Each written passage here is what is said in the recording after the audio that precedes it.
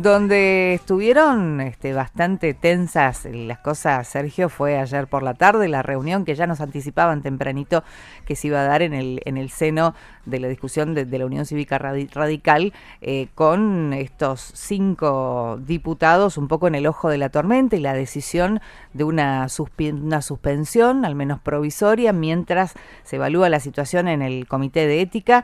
Escuchábamos ayer en la mañana y lo consultábamos al jefe de gabinete, a Guillermo Franco, sobre este tema, sobre la decisión que había tomado la Unión Cívica Radical, y esto nos decía. No sé, yo siempre pensé que el radicalismo era un partido democrático, ¿no? O sea, me parece que ese tipo de... No quiero introducirme en disposiciones del partido, pero me parece que expresar de una manera autoritaria o condicionar de la manera autoritaria el voto de sus representantes, me parece que no es democrático. Hablábamos, Sergio, ayer de lo que se podía venir en la tarde, anticipando que iba a ser una reunión intensa.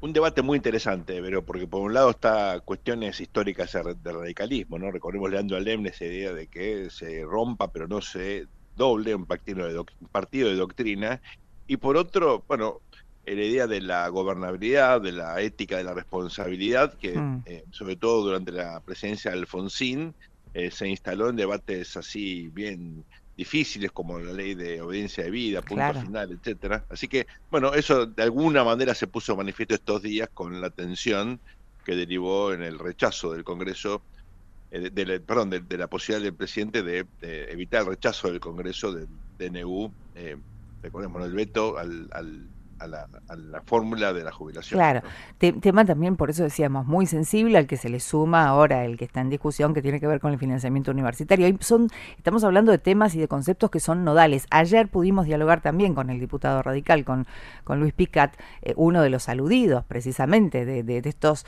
diputados que quedaron en el ojo de la tormenta, y esto nos decía. No, ya nos habían comunicado que ya la convención, a partir de la semana pasada, del viernes, ya estaba trabajando en estos temas, así que no, por sorpresa no pensamos que iban a ir a fondo, pero se ve que van a ir a fondo y bueno, está demostrado que dentro del radicalismo, y sobre todo a nivel nacional, primero la falta de tolerancia, pero después está mostrando directamente un camino distinto, por lo menos lo que pensamos en el interior, que tiene que ver por lo menos con la pluralidad de ideas y por otro lado, separarnos del kirchnerismo, que hace 20 años que venimos luchando con ese tema, y hoy ya explícitamente, no solamente la convención, sino también el Partido Nacional, que es liderado por Lustó, ya está teniendo lazos con el kirchnerismo, algo que nosotros, por lo menos desde el interior,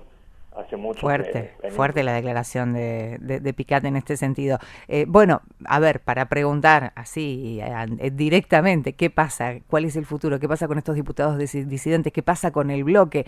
En línea lo tenemos precisamente al presidente de la Convención Nacional de la Unión Cívica Radical, Gastón Manes. Le agradecemos estos minutos con Radio Informe 3. Vero Maslub, Sergio Berenstein, todo el equipo los saludan. Buen día. ¿Qué tal? Buen día, ¿cómo les va? ¿Cómo están ustedes? ¿Cuál podría ser al menos una primera lectura? Sabemos que fue una reunión larga, tensa y extensa precisamente, pero ¿cuál es la situación del bloque en este momento?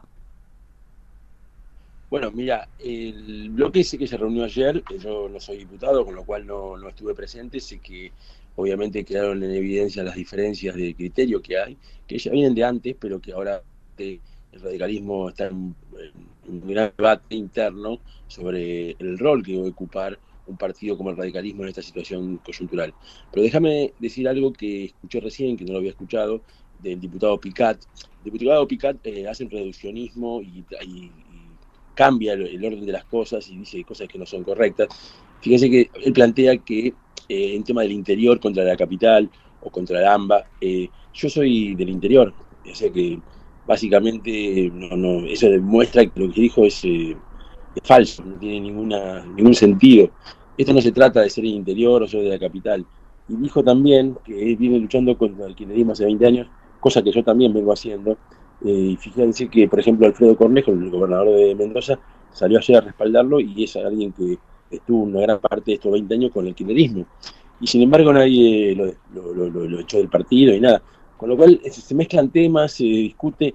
Acá lo cierto es que hubo una ley promovida por el radicalismo, que fue la de movilidad jubilatoria, que contó con el aval de los 35 diputados del 34 diputados del radicalismo, entre los que estaba Picat, Campero, Arjol y Servi, que son los 4 sancionados.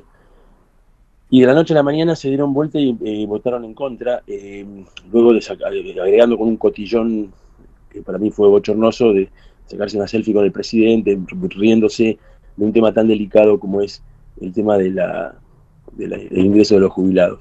Con lo cual, me parece que esto sí fue un punto de inflexión para muchos del partido.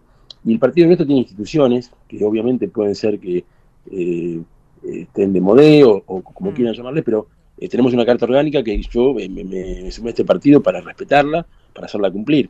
Si ellos no están de acuerdo, bueno, yo lamento, tendríamos que plantear una renovación de la carta orgánica. De hecho, la carta orgánica se renovó el año 2022, con lo cual es bastante nueva.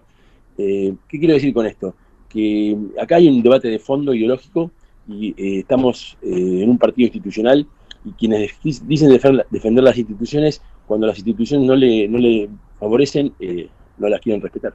Bien, o sea que en este sentido, a ver, para poner blanco sobre negro, en la situación de estos diputados que se dieron vuelta con su voto, por el momento está bajo revisión, ¿podríamos decirlo?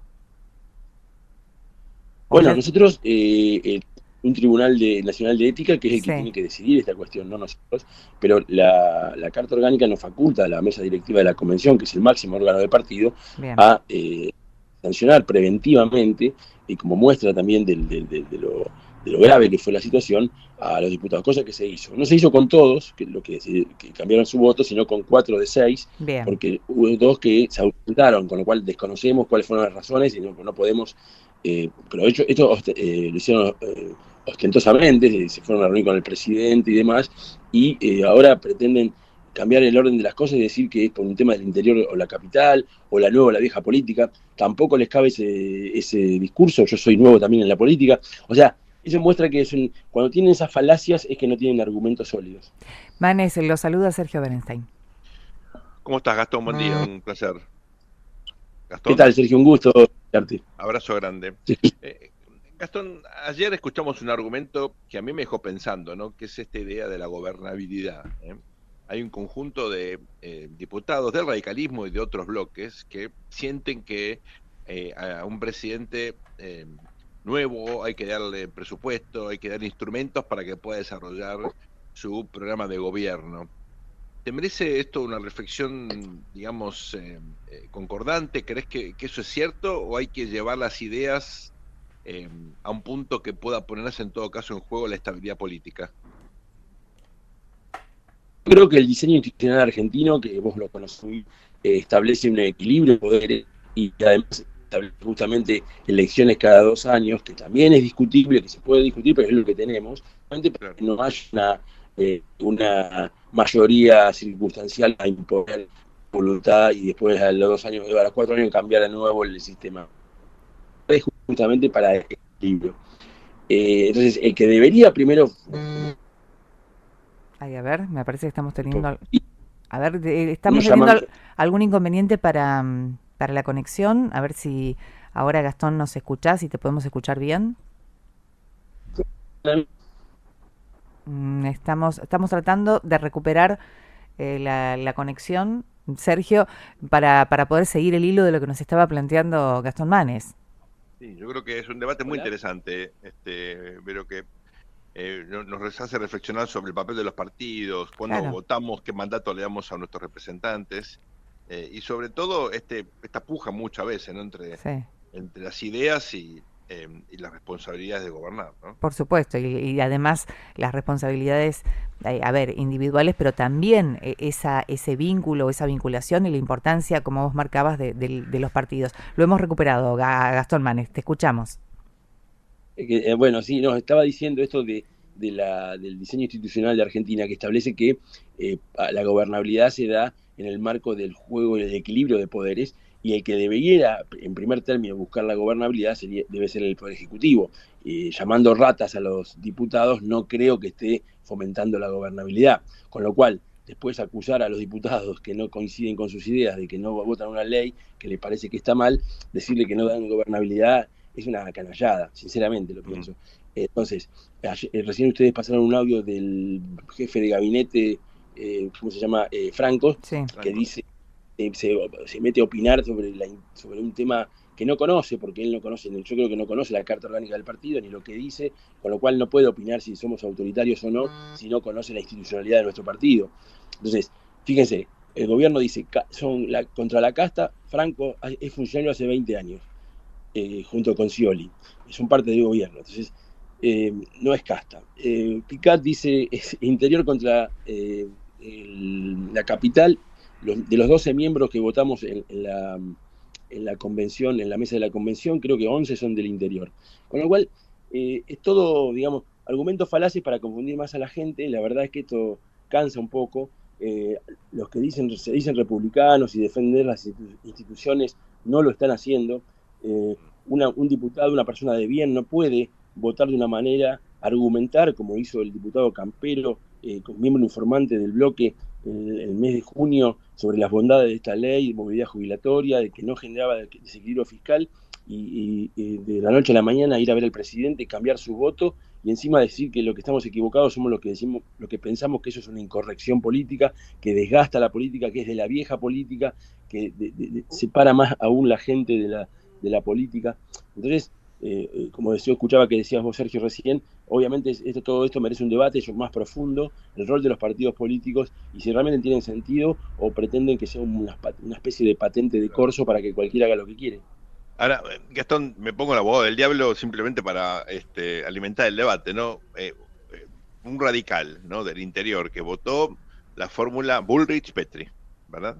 Donde había un programa económico, bueno, no digo obviamente igual al que el gobierno está implementando, pero había muchos elementos que eran, digamos, coincidentes. De hecho, uno de los referentes económicos de Patricia Bullrich, Federico Sturzenegger, está ahora en el gobierno, desregulando la economía. Digamos, ¿hay alguna cuestión aquí para debatir respecto a las construcciones electorales? Porque uno puede decir, bueno, algunos votaron esto, ¿verdad? Y ahora el partido medio que se corre de hecho, una fórmula que apoyó hace menos de un año.